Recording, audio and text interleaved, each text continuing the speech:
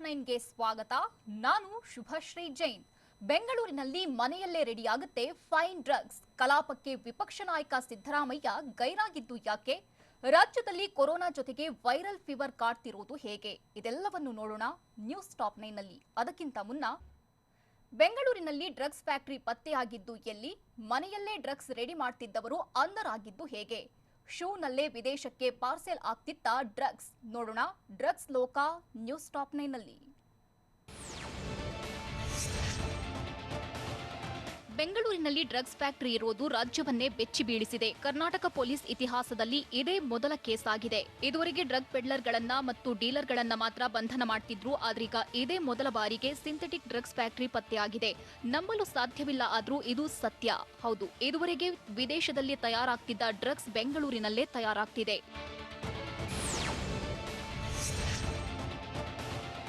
ಬೆಂಗಳೂರಿನ ಮನೆಯೊಂದರಲ್ಲೇ synthetic drugs ತಯಾರಾಗ್ತಿದೆ. 5 ಮಾದರಿಯ ವಿವಿಧ ಕೆಮಿಕಲ್ ಬಳಸಿ ಡ್ರಗ್ಸ್ ತಯಾರು ಮಾಡಲಾಗ್ತಿದ್ದು, ಡ್ರಗ್ಸ್ ಅನ್ನ ಬೆಂಗಳೂರು ಸೇರಿದಂತೆ ವಿವಿಧ ರಾಜ್ಯಗಳಿಗೆ ರವಾನೆ ಮಾಡಲಾಗ್ತಿದೆ. ಬೇರೆ ಬೇರೆ ರಾಜ್ಯ ಹಾಗೂ ಹೊರ ದೇಶಗಳಿಗೂ ಡ್ರಗ್ಸ್ ಸಪ್ಲೈ ಆಗ್ತಿದೆ. ಸಿಂಥೆಟಿಕ್ ಡ್ರಗ್ಸ್ನ ಹೈ ಹ್ಯಾಂಡ್ ಮಾದರಿ ತಯಾರು ಮಾಡಲಾಗ್ತಿದ್ದು, ಬೆಂಗಳೂರಿನ ಎಲೆಕ್ಟ್ರಾನಿಕ್ ಸಿಟಿಯ ಮನೆಯೊಂದರಲ್ಲೇ ಡ್ರಗ್ಸ್ ಮೇಕಿಂಗ್ ನಡೆಯುತ್ತಿದೆ.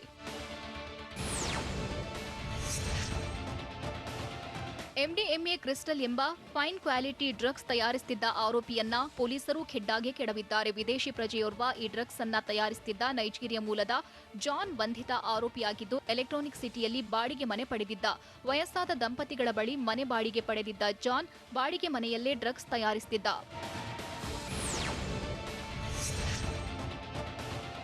ಮನೆಯಲ್ಲೇ ಕುಳಿತು ಡ್ರಗ್ಸ್ ತಯಾರಿಸುತ್ತಿದ್ದ ಆರೋಪಿ ಜಾನ್ ಬಗ್ಗೆ ಮಾಹಿತಿ ಕಲೆ ಹಾಕಿದ ಪೊಲೀಸರು ದಾಳಿ ವೇಳೆ ಅಪಾರ ಪ್ರಮಾಣದ ಡ್ರಗ್ಸ್ ವಶಕ್ಕೆ ಪಡೆದಿದ್ದಾರೆ.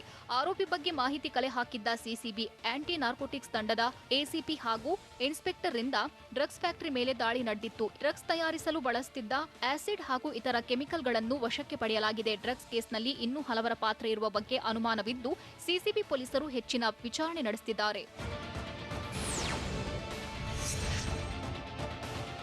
ಡ್ರಗ್ಸ್ ತಯಾರಿಸುತ್ತಿದ್ದ ಮನೆಯ ಮೇಲೆ ಸಿಸಿಬಿ ದಾಳಿ ಮಾಡಿದ್ದು, ಆರೋಪಿ ಜಾನ್ ಬಳಿಯಿದ್ದ ಪಾಸ್ಪೋರ್ಟ್ಗಳು ವಶಕ್ಕೆ ಪಡೆಯಲಾಗಿದೆ. ವಿವಿಧ ದೇಶಗಳ ಪಾಸ್ಪೋರ್ಟ್ಗಳು ಸಿಸಿಬಿ ವಶಪಡಿಸಿಕೊಂಡಿದೆ. ಮನೆಯಲ್ಲೇ ಪ್ರಯೋಗಾಲಯ ಮಾಡಿಕೊಂಡಿದ್ದ ಜಾನ್ ಹೊಸ ಬ್ರ್ಯಾಂಡ್ ಶೂ ಖರೀದಿ ಮಾಡ್ತಿದ್ದ. ಅದೇ ಶೂಗಳಲ್ಲಿ ಜಾನ್ ಡ್ರಗ್ಸ್ ಮಾರಾಟ ಮಾಡ್ತಿದ್ದ. ಪ್ರಯೋಗಾಲಯದಲ್ಲಿದ್ದ ಎಲ್ಲಾ ವಸ್ತುಗಳನ್ನ ಸಿಸಿಬಿ ಜಪ್ತಿ ಮಾಡಿದೆ.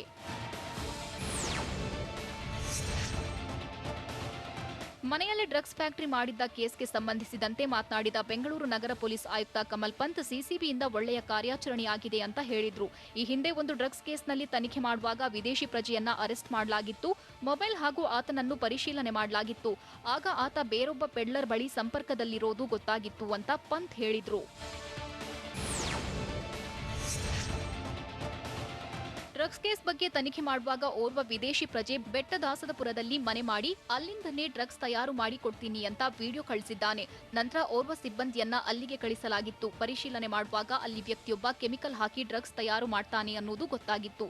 ಪರಿಶೀಲನೆ ವೇಳೆ 2018ಕ್ಕೆ ನೈಜೀರಿಯಾ ಪ್ರಜೆ ಭಾರತಕ್ಕೆ ಬಂದಿದ್ದಾನೆ. ನಂತರ ರೂಮ್ ಒಳಗೆ ಲ್ಯಾಬೋರೇಟರಿ ಸೆಟಪ್ ಮಾಡ್ಕೊಂಡಿದ್ದ ಅಂತ ಕಮಲ್ ಪಂತ್ ಹೇಳಿದ್ರು.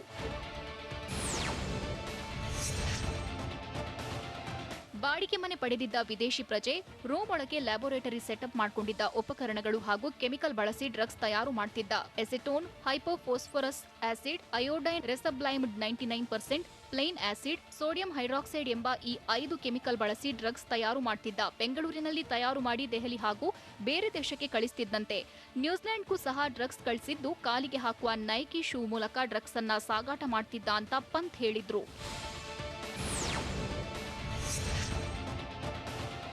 ಸದ್ಯ 2 ಕೋಟಿ ಮೌಲ್ಯದ ಡ್ರಗ್ಸ್ ಸೀಸ್ ಮಾಡಲಾಗಿದೆ. ಕಳೆದ ಫೆಬ್ರವರಿಯಿಂದ ಬೆಂಗಳೂರಿಗೆ ಬಂದಿದ್ದ ಆರೋಪಿ ಡ್ರಗ್ಸ್ ತಯಾರು ಮಾಡಲು ಬೇಕಾದ ಕೆಮಿಕಲ್ಗಳನ್ನ ಬೆಂಗಳೂರಿನ ಹಲವು ಕೆಮಿಕಲ್ ಸ್ಟೋರ್ಗಳಿಂದ ಖರೀದಿ ಮಾಡ್ತಿದ್ದಂತೆ. ಡ್ರಗ್ ಪೆಡ್ಲರ್ ಡ್ರಗ್ಸ್ ಪತ್ತೆ ಮಾಡಿದ ಪೊಲೀಸ್ ತಂಡಕ್ಕೆ ಬೆಂಗಳೂರು ನಗರ ಪೊಲೀಸ್ ಆಯುಕ್ತ ಕಮಲ್ ಪಂತ್ 75,000 ಬಹುಮಾನ ಘೋಷಣೆ ಮಾಡಿದ್ರು. ವಿಧಾನಸಭೆ ಕಲಾಪಕ್ಕೆ ವಿಪಕ್ಷ ನಾಯಕ ಸಿದ್ದರಾಮಯ್ಯ ಗೈರಾಗಿದ್ದು ಯಾಕೆ? ಬೆಂಗಳೂರಿನಲ್ಲಿ ಬಾಂಗ್ಲಾದೇಶಿಗಳು ಹೆಚ್ಚಾಗಿದ್ದಕ್ಕೆ ಚಕಾರ ಎತ್ತಿದ್ದು ಯಾರು? ಶಿಕ್ಷಕರ ನೇಮಕಾತಿ ವಿಳಂಬಕ್ಕೆ ಸರ್ಕಾರದ ಸ್ಪಷ್ಟನೆ ಏನು? ನೋಡೋಣ ಸದನ ಕದನ ನ್ಯೂಸ್ ಟಾಪ್ 9ನಲ್ಲಿ. ಇಂದು ವಿಧಾನಸಭೆ ಕಲಾಪಕ್ಕೆ ಸಿಎಂ ಬಸವರಾಜ ಬೊಮ್ಮಾಯಿ ಮತ್ತು ವಿಪಕ್ಷ ನಾಯಕ ಸಿದ್ದರಾಮಯ್ಯ ಗೈರಾಗಿದ್ರು. ಸಿಎಂ ಬಸವರಾಜ ಬೊಮ್ಮಾಯಿ ಸ್ನೇಹಿತ ಮೃತಪಟ್ಟಿದ್ರಿಂದ ಹುಬ್ಬಳ್ಳಿಗೆ ತೆರಳಿದ್ದಾರೆ. ವಿಪಕ್ಷ ನಾಯಕ ಸಿದ್ದರಾಮಯ್ಯ ಕಾಂಗ್ರೆಸ್ ನಾಯಕ ಆಸ್ಕರ್ ಫೆರ್ನಾಂಡಿಸ್ಗೆ ಅಂತಿಮ ನಮನ ಸಲ್ಲಿಸಲು ಕೆಪಿಸಿಸಿ ಕಚೇರಿಗೆ ತೆರಳಿದ್ರು. ಹೀಗಾಗಿ ಇಬ್ಬರು ನಾಯಕರು ಕಲಾಪಕ್ಕೆ ಗೈರಾಗಿದ್ರು.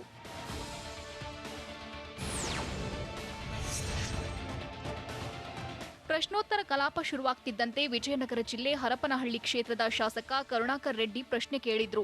ತಮ್ಮ ಕ್ಷೇತ್ರದಲ್ಲಿನ ಲೋ ವೋಲ್ಟೇಜ್ ಬಗ್ಗೆ ಇಂಧನ ಸಚಿವ ಸುನೀಲ್ ಕುಮಾರ್ರನ್ನ ಪ್ರಶ್ನಿಸಿದ್ರು. ಆಗ ಇಂಧನ ಸಚಿವರು ಟಿಸಿ ಬ್ಯಾಂಕ್ ನಿರ್ಮಾಣಕ್ಕೆ ಯೋಜನೆ ಹಾಕಿಕೊಳ್ಳಲಾಗಿದೆ. ರಾಜ್ಯದಲ್ಲಿ 164 ಟಿಸಿ ಬ್ಯಾಂಕ್ ಮಾಡ್ತಿದ್ದು ಅದರ ಮೂಲಕ ಟಿಸಿ ನಿರ್ವಹಣೆ ಮಾಡ್ತೇವೆ. ಟಿಸಿ ಹಾಳಾದ್ರೆ 24 ಗಂಟೆಯಲ್ಲಿ ರಿಪೇರಿಯಾಗಬೇಕು. ಟಿಸಿ ರೀಪ್ಲೇಸ್ ಮಾಡಬೇಕೆಂಬ ಪ್ಲಾನ್ ಮಾಡಲಾಗ್ತಿದೆ. ಮುಂದೆ ಸಮಸ್ಯೆ ಆಗದಂತೆ ನೋಡಿಕೊಳ್ತೇವೆ. ಲೋ ವೋಲ್ಟೇಜ್ ಆಗದಂತೆ ಕ್ರಮ ವಹಿಸ್ತೇವೆ ಅಂತ ತಿಳಿಸಿದ್ರು.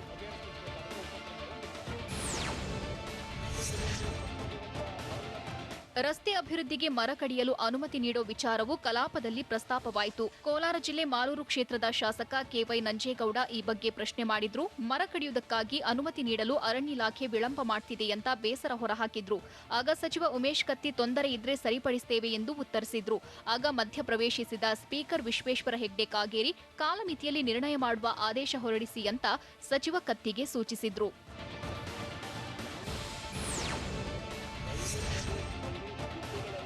ಪ್ರಶ್ನೋತ್ತರ ಕಲಾಪದಲ್ಲಿ ಹಾಸನ ಜಿಲ್ಲೆ ಅರಸೀಕೆರೆ ಶಾಸಕ ಶಿವಲಿಂಗೇಗೌಡ ಕಾಡು ಪ್ರಾಣಿಗಳ ಬಗ್ಗೆ ಮಾತನಾಡಿ ಗಮನ ಸೆಳೆದ್ರು. ನಮ್ಮಲ್ಲಿ ಚಿರತೆ ಕೊಂದು ಒಬ್ಬ ಹೀರೋ ಆದ. ಕಾಡು ಪ್ರಾಣಿಗಳನ್ನ ನೀವು ಸರಿಯಾಗಿ ಸಾಕ್ತಿಲ್ಲ, ಅದಕ್ಕೆ ಅವು ಊರಿಗೆ ಬರ್ತಿವೆ. ಇದರಿಂದ ಸಾಕು ಪ್ರಾಣಿಗಳು ಉಳಿಯಲ್ಲ. ಹೀಗಾಗಿ ಕಾಡು ಪ್ರಾಣಿಗಳಿಗೆ ಆಹಾರ, ನೀರು ಒದಗಿಸಿ ಅಂತ ಶಾಸಕ ಶಿವಲಿಂಗೇಗೌಡ ಆಗ್ರಹಿಸಿದ್ರು. ಈ ವೇಳೆ ಅರಣ್ಯ ಸಚಿವ ಉಮೇಶ್ ಕತ್ತಿ ಹಾಸನ ಜಿಲ್ಲೆಯಲ್ಲಿ ಚಿರತೆ, ಹುಲಿ ಎಲ್ಲಾ ಪ್ರಾಣಿಗಳಿವೆ. ಹಾಸನ ಜಿಲ್ಲೆಗೆ ನಾನೇ ಹೋಗ್ತೇನೆ, ಅರಣ್ಯಾಧಿಕಾರಿಗಳ ಜತೆ ಸಭೆ ನಡೆಸ್ತೇನೆ, ಪರಿಹಾರ ಕ್ರಮಗಳನ್ನ ತೆಗೆದುಕೊಳ್ತೇನೆ ಅಂತ ಶಾಸಕ ಶಿವಲಿಂಗೇಗೌಡರಿಗೆ ಭರವಸೆ ನೀಡಿದ್ರು.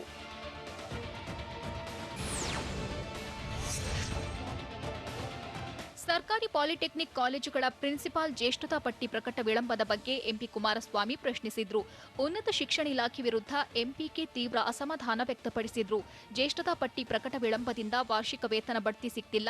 ಇಲಾಖೆ ಅಧಿಕಾರಿಗಳು ನಿರ್ಲಕ್ಷ್ಯ, ಬೇಜವಾಬ್ದಾರಿ ಉತ್ತರ ನೀಡಿದ್ದಾರೆ. ಇದರಲ್ಲಿ ಉನ್ನತ ಶಿಕ್ಷಣ ಸಚಿವ ಅಶ್ವಥ್ ನಾರಾಯಣರದ್ದು ತಪ್ಪಿಲ್ಲ, ಅಧಿಕಾರಿಗಳದ್ದೇ ಕೈವಾಡವಿದೆ ಎಂದು ಎಂಪಿ ಕುಮಾರಸ್ವಾಮಿ ಬೇಸರ ವ್ಯಕ್ತಪಡಿಸಿದ್ರು.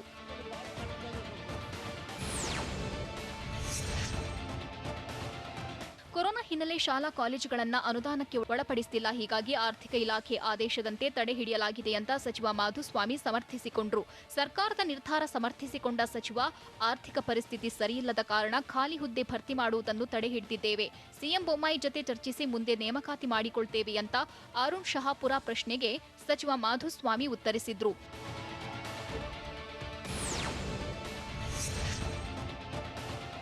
ಅಲ್ಪಸಂಖ್ಯಾತರ ನಿಗಮಕ್ಕೆ ಅನುದಾನ ಬಿಡುಗಡೆಯಾಗ್ತಿಲ್ಲ ಅಂತ ಪರಿಷತ್ನ ಪ್ರಶ್ನೋತ್ತರ ಕಲಾಪದಲ್ಲಿ ಬಿಎಂ ಫಾರೂಕ್ ಪ್ರಶ್ನಿಸಿದ್ರು. 300 ಕೋಟಿ ವಾರ್ಷಿಕ ಅನುದಾನ ಬಿಡುಗಡೆ ಮಾಡಬೇಕು, ಮಂಜೂರಾಗಿರುವ ಹುದ್ದೆಗಳನ್ನ ನೇಮಕ ಮಾಡಿಕೊಳ್ತಿಲ್ಲ. ಹೀಗಾಗಿ ಅಲ್ಪಸಂಖ್ಯಾತ ಅಭಿವೃದ್ಧಿ ನಿಗಮ ಉಳಿಸಿಕೊಡಿ ಅಂತ ಫಾರೂಕ್ ಮನವಿ ಮಾಡಿದ್ರು. ಅನುದಾನ ಹೆಚ್ಚಳ ಕುರಿತು ಚಿಂತನೆ ನಡೆಸುತ್ತೇವೆ ಅಂತ ಫಾರೂಕ್ ಪ್ರಶ್ನೆಗೆ ಸಚಿವ ಜೆಸಿ ಮಾಧುಸ್ವಾಮಿ ಉತ್ತರಿಸಿದ್ರು.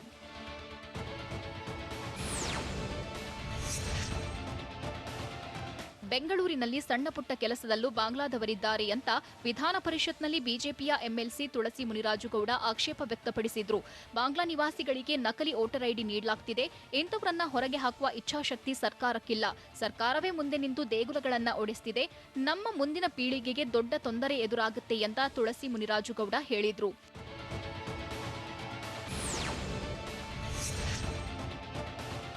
ಕಲಾಪದ ವೇಳೆ ಸಚಿವರ ಬಳಿ ಹೋಗಿ ಶಾಸಕ ಬಸನಗೌಡ ಪಾಟೀಲ್ ಯತ್ನಾಳ್ ಪತ್ರ ನೀಡಲು ಹೋಗಿದ್ರು.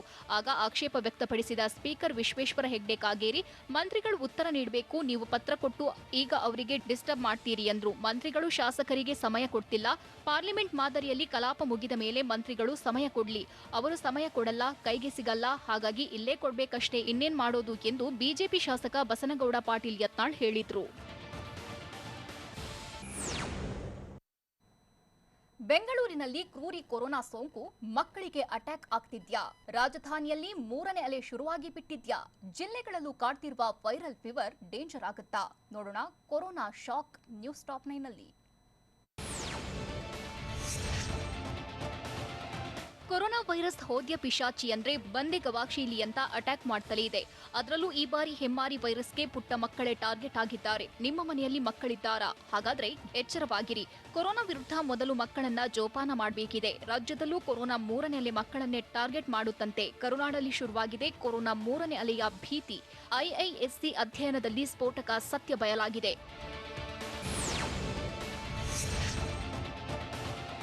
ಐಐಎಸ್ಸಿ ತಜ್ಞರು ಸ್ಫೋಟಕ ಮಾಹಿತಿ ಹೊರಹಾಕಿದ್ದು 3ನೇ ಅಲೆಯಲ್ಲಿ ಮಹಾಮಾರಿ ಅಬ್ಬರಿಸಿ ಬೊಬ್ಬಿರಿಯಲಿದೆ. ಮಹಾಮಾರಿ ಕೊರೋನಾ ವೈರಸ್ಗೆ ಮಕ್ಕಳೇ ಟಾರ್ಗೆಟ್ ಆಗಿದ್ದು ಡೆಡ್ಲಿ ಕೊರೋನಾ ಅಬ್ಬರಕ್ಕೆ ಮುಗ್ಧ ಮಕ್ಕಳು ನಲುಗಲಿದ್ದಾರಂತೆ. 3ನೇ ಅಲೆ ಬಂದ್ರೆ ಮಕ್ಕಳಲ್ಲಿ 7 ಪಟ್ಟು ಸೋಂಕು ಹೆಚ್ಚಾಗುತ್ತೆ ಅಂತ ಐಐಎಸ್ಸಿ ತಜ್ಞರು ಕಳವಳ ವ್ಯಕ್ತಪಡಿಸಿದ್ದಾರೆ. ವ್ಯಾಕ್ಸಿನ್ ಹಾಕಿರದ ಹಿನ್ನೆಲೆಯಲ್ಲಿ ಕೊರೋನಾಗೆ ಮಕ್ಕಳೇ ಟಾರ್ಗೆಟ್ ಆಗಲಿದ್ದಾರೆ. ಮಕ್ಕಳಲ್ಲಿ ಕೊರೋನಾ ಸೋಂಕು 7 ಪಟ್ಟು ಹೆಚ್ಚುವುದರಿಂದಾಗಿ 3ನೇ ಅಲೆಯಲ್ಲಿ ಮಕ್ಕಳಲ್ಲಿ ಸೋಂಕು ಬೇಗ ಹರಡಬಹುದಂತೆ. ಕೊರೋನಾ 3ನೇ ಅಲೆ ಅಪ್ಪಳಿಸಿದ್ರೆ ಮಕ್ಕಳಿಗೆ ಗಂಡಾಂತರ ಕಾದಿದೆ. ಹೀಗಾಗಿ ಮುನ್ನೆಚ್ಚರಿಕೆ ವಹಿಸಲು ಐಐಎಸ್ಸಿ ತಜ್ಞರು ಸಲಹೆ ನೀಡಿದ್ದಾರೆ. ಮೊದಲ ಅಲೆಗಿಂತ 2ನೇ ಅಲೆಯಲ್ಲಿ ಮಕ್ಕಳಿಗೆ ಡೇಂಜರಸ್ ಆಗಿದೆ. ಕೊರೋನಾ 2ನೇ ಅಲೆ ಮಕ್ಕಳಿಗೆ ಕಂಟಕವಾಗಿದ್ದು 2ನೇ ಅಲೆ ವೇಳೆ ಮಕ್ಕಳಲ್ಲಿ 2.5 ಪಟ್ಟು ಸೋಂಕು ಹೆಚ್ಚಾಗಿತ್ತು. 0ಯಿಂದ 19 ವರ್ಷದ ಮಕ್ಕಳಲ್ಲಿ 2.5 ಪಟ್ಟು ಸೋಂಕು ಹೆಚ್ಚಾಗಿತ್ತು. ಇನ್ನು ಕೊರೋನಾ ಮೊದಲ ಅಲೆಯಲ್ಲಿ 92,480 ಮಕ್ಕಳಿಗೆ ಸೋಂಕು ಪತ್ತೆಯಾಗಿತ್ತು. ಕೊರೋನಾ 2ನೇ ಅಲೆಯಲ್ಲಿ 2,28,203 ಮಕ್ಕಳಿಗೆ ಸೋಂಕು ತಗುಲಿತ್ತು. ಈಗ 2ನೇ ಅಲೆಗಿಂತಲೂ 3ನೇ ಅಲೆಯಲ್ಲಿ ಭೀಕರ ಪರಿಸ್ಥಿತಿ ಉಂಟಾಗಿದ್ದು ಮಕ್ಕಳಿಗೆ ಸಂಕಷ್ಟ ತಪ್ಪಿದ್ದಲ್ಲ ಎನ್ನಲಾಗ್ತಿದೆ.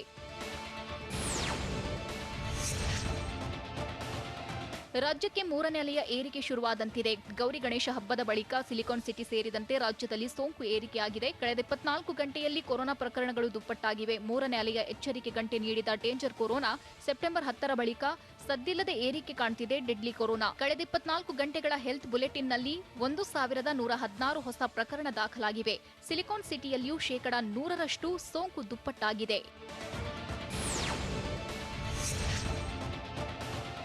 ಬಾಗಲಕೋಟೆ ಜಿಲ್ಲೆಯಲ್ಲಿ ವೈರಾಣು ಸೋಂಕಿಗೆ ಮಕ್ಕಳು ಸಂಕಟ ಅನುಭವಿಸುವಂತಾಗಿದೆ. ಮನೆ ಮನೆಗೂ ವೈರಲ್ ಇನ್ಫೆಕ್ಷನ್ ಹೊಕ್ಕಿದ್ದು ಮಕ್ಕಳಲ್ಲಿ ಕಫ ಮತ್ತು ಉಸಿರಾಟ ತೊಂದರೆ ಕಾಡ್ತಿದೆ. ಯಾವುದೇ ಆಸ್ಪತ್ರೆಗೆ ಕಾಲಿಟ್ಟರೂ ಹೌಸ್ಫುಲ್ ಆಗಿದ್ದು ಮಕ್ಕಳ ಸ್ಥಿತಿ ಕಂಡು ಪಾಲಕರಲ್ಲಿ ಆತಂಕ ಶುರುವಾಗಿದೆ.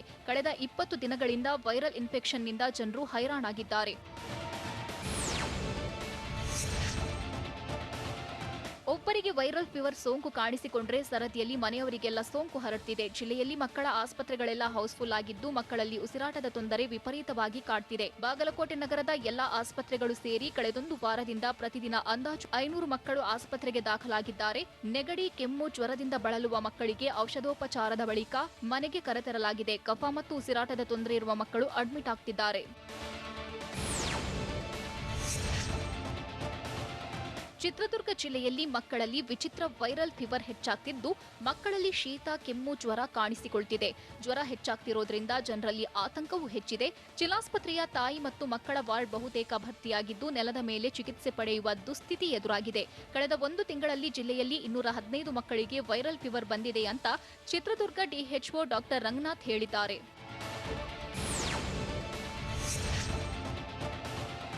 ಮಕ್ಕಳ ಆರ್ಟಿ-ಪಿಸಿಆರ್ ಟೆಸ್ಟ್ ಮಾಡಿಸಿದ್ದು ವರದಿ ನೆಗೆಟಿವ್ ಬಂದಿದೆ. ಟೆಸ್ಟ್ಗಾಗಿ ಬೆಂಗಳೂರಿನ ನ್ಯಾಷನಲ್ ಇನ್ಸ್ಟಿಟ್ಯೂಟ್ ಆಫ್ ವೈರಾಲಜಿಗೆ ಕಳಿಸಲಾಗಿದ್ದ 15 ಮಕ್ಕಳ ಸ್ಯಾಂಪಲ್ ಟೆಸ್ಟ್ನಲ್ಲಿ ವರದಿ ನೆಗೆಟಿವ್ ಅಂತ ಬಂದಿದೆ. ಇನ್ನು 12 ಜನ ಮಕ್ಕಳ ಸ್ಯಾಂಪಲ್ ಪರೀಕ್ಷೆಗೆ ಕಳಿಸಲಾಗಿದೆ. ಆರ್ಎಸ್ವಿ ಸಹಜ ವೈರಸ್ ಆಗಿದ್ದು ಆತಂಕ ಪಡುವ ಅಗತ್ಯವಿಲ್ಲ. ಜಿಲ್ಲೆಯಲ್ಲಿ ಕೋವಿಡ್ ಕೇಸ್ ಕಡಿಮೆ ಇದ್ದು ಆತಂಕ ಪಡುವ ಅಗತ್ಯವಿಲ್ಲ ಅಂತ ಚಿತ್ರದುರ್ಗ ಡಿಎಚ್ಒ ಡಾಕ್ಟರ್ ರಂಗನಾಥ್ ಹೇಳಿದ್ರು. ಬಿಬಿಎಂಪಿ ಮಾಡಿದ ಎಡವಟ್ಟಿಗೆ ಬೆಂಗಳೂರು ಕತ್ತಲ ಕೂಪದಲ್ಲಿ ಮುಳುಗ್ತಾ. ಬೀದಿ ದೀಪದಲ್ಲಿ ಬಿಲ್ ಉಳಿಸೋಕೆ ಹೋಗಿ ಜನರಿಗೆ ಸಂಕಷ್ಟ. ಎಲ್ಇಡಿ ಬಲ್ಬ್ ಅಳವಡಿಸದೆ ಕಣ್ಣಾಮುಚ್ಚಾಲೆ ಆಟ ಆಡ್ತಿರೋದು ಯಾರ್ಯಾರು ನೋಡೋಣ ಡಾರ್ಕ್ ಸಿಟಿ ನ್ಯೂಸ್ ಟಾಪ್ 9ನಲ್ಲಿ. ಹೆಜ್ಜೆ ಹೆಜ್ಜೆಗೂ ಬರೀ ಎಡವಟ್ಟುಗಳನ್ನೇ ಮಾಡಿ ಎಡವಟ್ಟುಗಳ ಸರದಾರ ಅನಿಸಿಕೊಂಡಿರುವಂತಹ ಬಿಬಿಎಂಪಿಯಿಂದ ಮತ್ತೊಂದು ತಪ್ಪು ನಡೆದು ಹೋಗಿದೆ. ಹಣ ಉಳಿಸೋಕೆ ಹೋಗಿ ಎಂಥ ಅಚಾತುರ್ಯ ಮಾಡಿದೆ ಅಂದ್ರೆ ಜನಸಾಮಾನ್ಯರು ಈಗ ಕಗ್ಗತ್ತಲಲ್ಲೇ ವಾಸ ಮಾಡುವಂತಾಗಿದೆ. ಒಳ್ಳೆಯ ಉದ್ದೇಶ ಸಾಧನೆಗೆ ಬಿಬಿಎಂಪಿ ಬೃಹಸ್ಪತಿ ಐಡಿಯಾ ಸಿಕ್ಕಿದ್ದು ಬೆಂಗಳೂರಿನ ಕತ್ತಲೆಗೆ ದೂಡಿದ ಎಕ್ಸ್ಕ್ಲೂಸಿವ್ ಸ್ಟೋರಿ ಟಿವಿ9 ತೆರೆದಿಡ್ತಿದೆ ನೋಡಿ.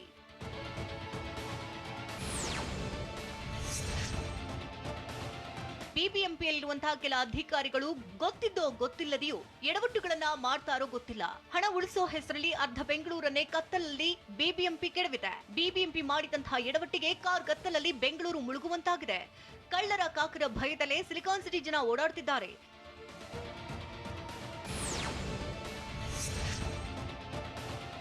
ಬಿಬಿಎಂಪಿ ಮಾಡಿದ ತಪ್ಪಿನಿಂದಾಗಿ ಬೆಂಗಳೂರಿನ ಹಲವು ಏರಿಯಾಗಳಲ್ಲಿನ ಜನ ಕತ್ತಲಲ್ಲೇ ಕಾಲ ಕಳೆಯುವಂತಾಗಿದೆ. ಕರೆಂಟ್ ಇಲ್ಲದೆ ಇರುವುದರಿಂದ ರಾತ್ರಿ ವೇಳೆ ಜನ ಓಡಾಡೋದಕ್ಕೂ ಭಯ ಪಡ್ತಿದ್ದಾರೆ. ಕೆಲಸಕ್ಕೆ ಹೋಗುವಂತ ಮಹಿಳೆಯರು, ಬೆಳಗ್ಗೆ ಹೊತ್ತು ವಾಕಿಂಗ್ ಹೋಗುವಂತ ಜನರಿಗೂ ಭಯ ಶುರುವಾಗಿದೆ. ಕಗ್ಗತ್ತಲಲ್ಲಿ ಏನ್ ಬೇಕಿದ್ರೂ ನಡಿಬಹುದು ಅಂತ ಹೊರಗೆ ಬರುವುದಕ್ಕೂ ಜನ ಯೋಚನೆ ಮಾಡುವಂತಾಗಿದೆ.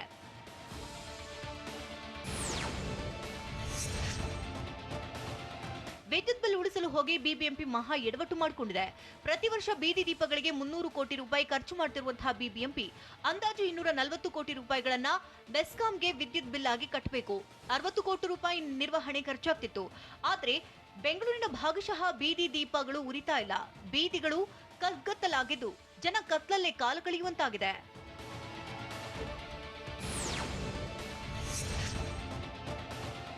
ಅಂತಾರಾಷ್ಟ್ರೀಯ ಮಟ್ಟದಲ್ಲಿ ಹೆಸರುಗಳಿಸಿರುವಂತಹ ರಾಜಧಾನಿ ಬೆಂಗಳೂರಿನಲ್ಲಿ ಎಡವಟ್ಟುಗಳ ಸರಮಾಲೆಯೇ ಇದೆ. ಬೆಂಗಳೂರಿನಲ್ಲಿ 4.85 ಲಕ್ಷ ಬೀದಿ ದೀಪಗಳನ್ನ ಎಲ್ಇಡಿ ದೀಪಗಳಾಗಿ ಮಾರ್ಪಾಡು ಮಾಡಲು ಬಿಬಿಎಂಪಿ ಮುಂದಾಗಿತ್ತು.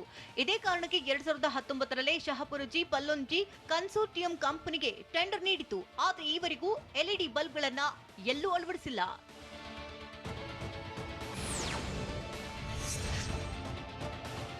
ಬಿಬಿಎಂಪಿ 4 ಲಕ್ಷದಷ್ಟು ಎಲ್ಇಡಿ ಬಲ್ಬ್ಗಳನ್ನ ಅಳವಡಿಸಲು ಮುಂದಾಗಿತ್ತು. ಇದುವರೆಗೂ ಒಂದೇ ಒಂದು ಬಲ್ಬ್ ಹಾಕದ ಕಾರಣ ಬಿಬಿಎಂಪಿ ನಿದ್ದೆಗೆ ಜಾರಿದೆ. ಸದ್ಯ ಬಿಬಿಎಂಪಿ ವಾರ್ಷಿಕ 250 ಕೋಟಿ ರೂಪಾಯಿ ವಿದ್ಯುತ್ ಬಿಲ್ ಪಾವತಿ ಮಾಡ್ತಾ ಇದೆ. ಒಟ್ಟು ವಾರ್ಷಿಕ ಅಂದಾಜು 300 ಕೋಟಿ ರೂಪಾಯಿ ಖರ್ಚು ಮಾಡ್ತಾ ಇದ್ರು ಸಹ ಜನರಿಗೆ ಮಾತ್ರ ಯಾವುದೇ ಪ್ರಯೋಜನವಾಗಿಲ್ಲ.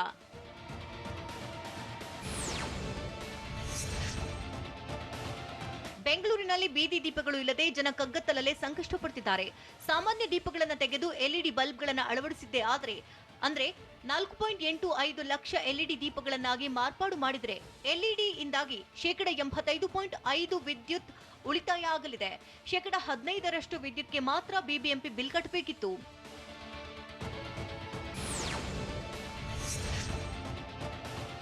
ಬೆಂಗಳೂರಿನಲ್ಲಿ ಎಲ್ಇಡಿ ಬಲ್ಬ್ಗಳನ್ನು ಅಳವಡಿಸಿದ್ದೇ ಆದಲ್ಲಿ ಬಿಲ್ ಕಟ್ಟುವ ಮೊತ್ತದಲ್ಲಿ ಸಾಕಷ್ಟು ಉಳಿತಾಯವಾಗಲಿದೆ. 85.5% ವಿದ್ಯುತ್ ಉಳಿತಾಯದಿಂದ ಬಿಬಿಎಂಪಿಗೆ ವಾರ್ಷಿಕ ಅಂದಾಜು 200 ಕೋಟಿ ಉಳಿತಾಯವಾಗಲಿದೆ. ಹೀಗೆ ಉಳಿದ ಅಂದಾಜು 200 ಕೋಟಿಯಲ್ಲಿ ಎಲ್ಇಡಿ ದೀಪಗಳನ್ನು ಹಾಕುವ ಕಂಪನಿಗೆ 80% ಹಣ ಪಾವತಿ ಮಾಡಿದರೆ ಇನ್ನುಳಿದಂತೆ 20% ಬಿಬಿಎಂಪಿಗೆ ಉಳಿತಾಯ ಆಗಲಿದೆ. ಇದೇ ಪ್ಲಾನ್ನಲ್ಲಿರುವಂತಹ ಬಿಬಿಎಂಪಿ ಬೀದಿ ದೀಪಗಳ ಬಗ್ಗೆ ನಿರ್ಲಕ್ಷ್ಯ ಧೋರಣೆ ಅನುಸರಿಸಿದೆ.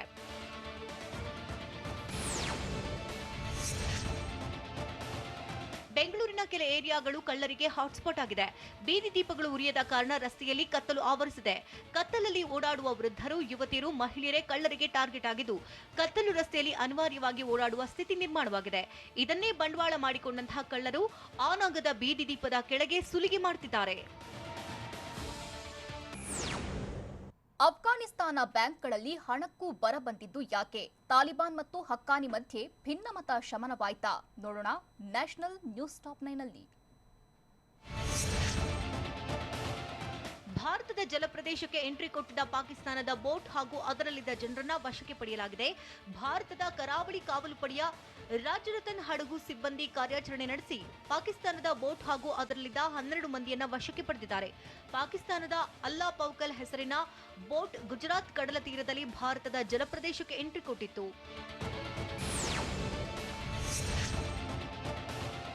ಅಫ್ಘಾನಿಸ್ತಾನದ ಬ್ಯಾಂಕ್ಗಳ ಬಳಿ ಇದೀಗ ಜನರಿಗೆ ನೀಡಲು ಹಣವಿಲ್ಲ. ತಾಲಿಬಾನ್ ಸರ್ಕಾರ ಬ್ಯಾಂಕ್ಗಳಿಗೆ ಹಣ ಪೂರೈಸದೇ ಇದ್ರೆ ಬ್ಯಾಂಕ್ಗಳು ಬಾಗಿಲು ಮುಚ್ಚುವ ಪರಿಸ್ಥಿತಿ ಇದೆ. ದಿ ಅಫ್ಘಾನಿಸ್ತಾನ್ ಬ್ಯಾಂಕ್ನಲ್ಲಿ ಈ ಹಿಂದೆ ಕೆಲಸ ಮಾಡ್ತಾ ಇದ್ದ ಉದ್ಯೋಗಿಗಳು ಇದೀಗ ಕೆಲಸಕ್ಕೆ ಬಂದಿದ್ದಾರೆ. ಅವರಿಂದ ಹಣ ಪಡೆದು ಬ್ಯಾಂಕ್ಗಳಿಗೆ ಹಣ ಪೂರೈಸಲಾಗುವುದು ಅಂತ ತಾಲಿಬಾನ್ ಹೇಳಿದೆ.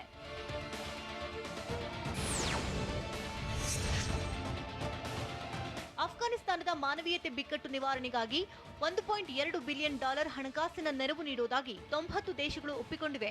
ಈ ಹಣವನ್ನು ತ್ವರಿತವಾಗಿ ಬಿಡುಗಡೆ ಮಾಡಬೇಕೆಂದು ವಿಶ್ವಸಂಸ್ಥೆಯು ಸಂಬಂಧಪಟ್ಟ ದೇಶಗಳಿಗೆ ಮನವಿ ಮಾಡಿದೆ.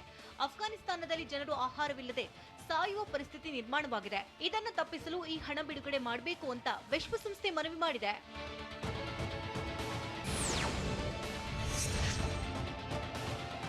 ತಾಲಿಬಾನಿಗಳು ಹಾಗೂ ಹಕ್ಕಾನಿ ನಡುವೆ ಭಿನ್ನಾಭಿಪ್ರಾಯಗಳು ಬಗೆಹರಿದಿವೆ ಅಂತ ತಾಲಿಬಾನ್ ಹೇಳಿದೆ. ಮುಲ್ಲಾ ಅಬ್ದುಲ್ ಗನಿ ಬರಾದರ್ ಹಾಗೂ ಹಕ್ಕಾನಿ ನೆಟ್ವರ್ಕ್ ನಡುವಿನ ಭಿನ್ನಾಭಿಪ್ರಾಯ ಬಗೆಹರಿದಿದೆ. ಈಗ ಎಲ್ಲವೂ ಸರಿಯಾಗಿದೆ. ಅನಾಸ್ ಹಕ್ಕಾನಿ ಹಾಗೂ ಮುಲ್ಲಾ ಬರಾದರ್ ಇಬ್ಬರು ಇಸ್ಲಾಮಿಕ್ ಎಮಿರೇಟ್ಸ್ ಆಫ್ ಅಫ್ಘಾನಿಸ್ತಾನಕ್ಕೆ ಕೆಲಸ ಮಾಡೋದಾಗಿ ಹೇಳಿದ್ದಾರೆ. ಶತ್ರುಗಳು ನಮ್ಮ ಬಗ್ಗೆ ಸುಳ್ಳು ಹೇಳ್ತಿದ್ದಾರೆ ಅಂತ ತಾಲಿಬಾನ್ ಹೇಳಿದೆ.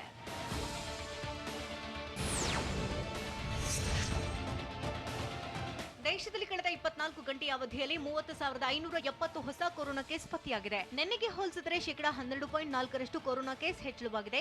ಕಳೆದ 4 ದಿನಗಳಿಂದ ದೇಶದಲ್ಲಿ ನಿತ್ಯದ ಕೊರೋನಾ ಕೇಸ್ 30,000ಕ್ಕಿಂತ ಕಡಿಮೆ ಇದ್ವು. ನಿನ್ನೆ ಕೇರಳ ರಾಜ್ಯವೊಂದರಲ್ಲೇ 17,000 ಕೊರೋನಾ ಕೇಸ್ ಪತ್ತೆಯಾಗಿದೆ. ಹೀಗಾಗಿ ಇಂದು ದೇಶದಲ್ಲಿ ಕೊರೋನಾ ಕೇಸ್ಗಳು 30,000 ಗಡಿ ದಾಟಿವೆ. ಐಪಿಎಲ್ನಲ್ಲಿ ಅಭಿಮಾನಿಗಳಿಗೆ ಸಿಕ್ಕ ಸಿಹಿ ಸುದ್ದಿ ಏನು? ಟೈಟಲ್ನಲ್ಲೇ ಉಪೇಂದ್ರ ಅಭಿಮಾನಿಗಳ ತಲೆಗೆ ಹುಳ ಬಿಟ್ಟಿದ್ದು ಹೇಗೆ? ಶ್ರೀನಗರ ಕಿಟ್ಟಿಯ ಗೌಳಿಯ ಅವತಾರ ಹೇಗಿದೆ? ನೋಡೋಣ ಎಂಟರ್ಟೈನ್ಮೆಂಟ್ ನ್ಯೂಸ್ ಟಾಪ್ 9ನಲ್ಲಿ.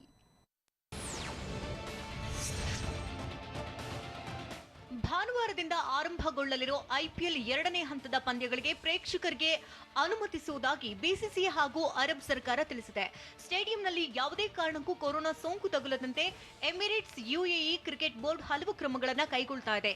ಕೊರೋನಾ ಲಸಿಕೆ ಪಡೆದವರು ಮಾತ್ರ ಐಪಿಎಲ್ ಕ್ರಿಕೆಟ್ ಅನ್ನ ಮೈದಾನದಲ್ಲಿ ಕೂತು ವೀಕ್ಷಿಸಬಹುದು ಅಂತ ಅರಬ್ ಸರ್ಕಾರ ಹೇಳಿದೆ.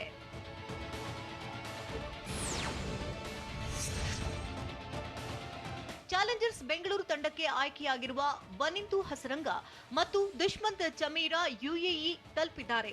ಹಸರಂಗ ತನ್ನ ಸಹ ಆಟಗಾರ ದುಷ್ಮಂತ್ ಚಮೀರಾ ಜೊತೆ ಯುಎಇಗೆ ವಿಮಾನದಲ್ಲಿ ಪ್ರಯಾಣವನ್ನ ಕೈಗೊಂಡಿರುವಂತಹ ಫೋಟೋವನ್ನ ತಮ್ಮ ಇನ್ಸ್ಟಾಗ್ರಾಂನಲ್ಲಿ ಶೇರ್ ಮಾಡಿಕೊಂಡಿದ್ದಾರೆ. ದಕ್ಷಿಣ ಆಫ್ರಿಕಾ ವಿರುದ್ಧ ಸರಣಿಯಿಂದಾಗಿ ಇಬ್ಬರು ಆಟಗಾರರು ತಡವಾಗಿ ತಂಡವನ್ನ ಸೇರಿಕೊಂಡಿದ್ದಾರೆ.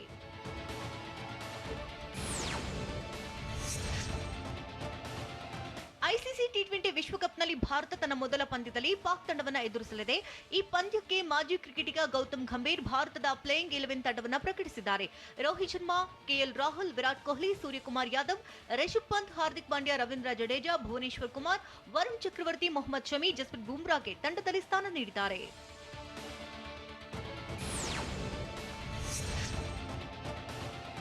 ಐಸಿಸಿ ಟಿ20 ರ್ಯಾಂಕಿಂಗ್ನಲ್ಲಿ ಟೀಂ ಇಂಡಿಯಾದ ನಾಯಕ ವಿರಾಟ್ ಕೊಹ್ಲಿ ಬಡ್ತಿ ಪಡೆದಿದ್ದಾರೆ. ರನ್ ಸರದಾರ ವಿರಾಟ್ ರ್ಯಾಂಕಿಂಗ್ ಪಟ್ಟಿಯಲ್ಲಿ 4ನೇ ಸ್ಥಾನಕ್ಕೆ ಇರುವಲ್ಲಿ ಯಶಸ್ವಿಯಾಗಿದ್ದಾರೆ. 4ನೇ ಸ್ಥಾನದಲ್ಲಿದ್ದ ನ್ಯೂಜಿಲೆಂಡ್ ತಂಡದ ಆಟಗಾರ ಡೇವಿಡ್ ಕಾನ್ವೆಯನ್ನ ಕೊಹ್ಲಿ ಹಿಂದಿದ್ದಾರೆ. ಕಾನ್ವೆ 4ರಿಂದ 5ನೇ ಸ್ಥಾನಕ್ಕೆ ಕುಸಿದಿದ್ದಾರೆ.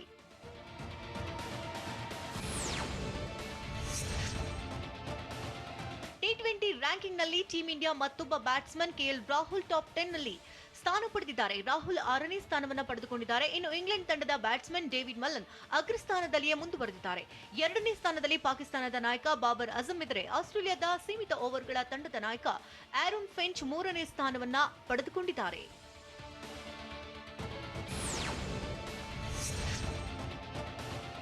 Real star Upendra action cut ಹೇಳ್ತಾ ಇರುವಂತಹ ಸಿನಿಮಾ ಅಂದ್ರೆ ಆರಂಭದಲ್ಲೇ ಸಿನಿಮಾದ ಬಗ್ಗೆ ಎಲ್ಲಿಲ್ಲದ ಕುತೂಹಲ ಹೆಚ್ಚಾಗಿರುತ್ತೆ. ಅಂತ ಹಾಗೆ ಸದ್ಯ ಉಪೇಂದ್ರ ನಾಮದ ಸಿಂಬಲ್ ನ ಟೈಟಲ್ ಇರುವಂತಹ ಪೋಸ್ಟರ್ ರಿಲೀಸ್ ಮಾಡಿದ್ದಾರೆ. ಸದ್ಯ ಈ ಟೈಟಲ್ ಬಗ್ಗೆ ಸೋಷಿಯಲ್ ಮೀಡಿಯಾದಲ್ಲಿ ಸಾಕಷ್ಟು ಚರ್ಚೆಯಾಗಿದೆ. ಅಂದ ಹಾಗೆ ಈಗಾಗಲೇ ಅಂದುಕೊಂಡಿರುವಂತೆ ಯು ಒಳಗಡೆ ಐ ಇರುವುದು ಅಂತ ಅವರ ಅಭಿಮಾನಿಗಳು ಮಾತನಾಡ್ಕೊಳ್ತಿದ್ದಾರೆ. ಆದ್ರೆ ಅದರ ಸೀಕ್ರೆಟ್ ಏನು ಅನ್ನೋದನ್ನ ಉಪ್ಪಿ ಹೇಳಬೇಕಿದೆ.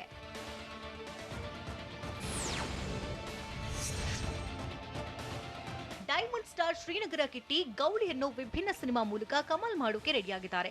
ಈಗಾಗಲೇ ರಿಲೀಸ್ ಆಗಿರುವಂತಹ ಪೋಸ್ಟರ್ಗಳಲ್ಲಿ ನಟೋರಿಯಸ್ ಆಗಿ ಕಾಣಿಸಿಕೊಂಡಿದ್ದಾರೆ. ಕಿಟ್ಟಿ ಹೆಗಲ ಮೇಲೆ ರಕ್ತ ಮೆತ್ತಿದ ಕೊಡಲಿ ಹೊತ್ತು ನಿಂತಿರುವಂತಹ ಪೋಸ್ಟ್ ಭಯಂಕರವಾಗಿದೆ. ಸದ್ಯ ಗೌಳಿ ಸಿನಿಮಾಗೆ ಇಂದು ಮುಹೂರ್ತ ಮಾಡಿದ ಚಿತ್ರತಂಡ ಚಾಲನೆ ನೀಡಿದ್ದು ಕಿಟ್ಟಿ ಜೊತೆ ಪಾವನಿ ಸ್ಕ್ರೀನ್ ಶೇರ್ ಮಾಡಿ ಕಮಾಲ್ ಮಾಡ್ತಿದ್ದಾರೆ. ಸೂರ ಆಕ್ಷನ್ ಕಟ್ ಹೇಳಿರುವಂತಹ ಸಿನಿಮಾ ಇದಾಗಿದೆ.